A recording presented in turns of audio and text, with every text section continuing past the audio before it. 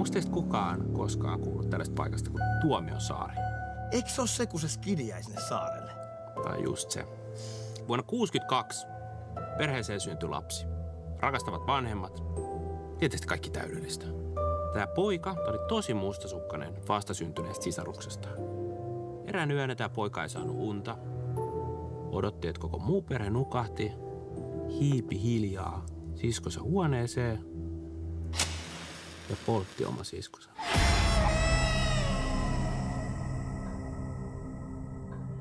Tämä isä päätti ottaa oikeuden omiin käsiinsä, souti pojan suvun sellaiselle vanhalle hylätylle saarelle ja jätti poikansa mökkiin kuolemaan.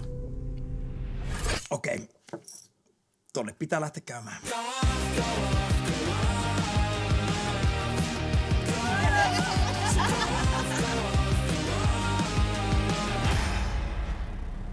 Jos tuolla metässä on oikeasti joku, joka jahtaa meitä?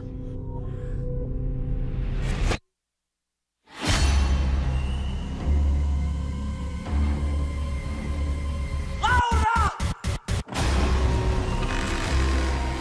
Mitä vittua sä oikein haluat meistä?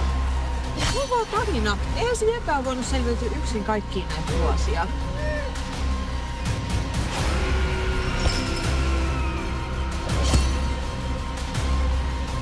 Pelkästö meikäläistä!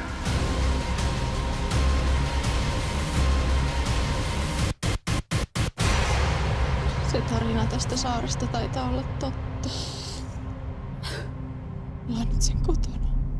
Eikä se halua meitä tänne. Tuo nyt on vaan tommonen urbaani legenda.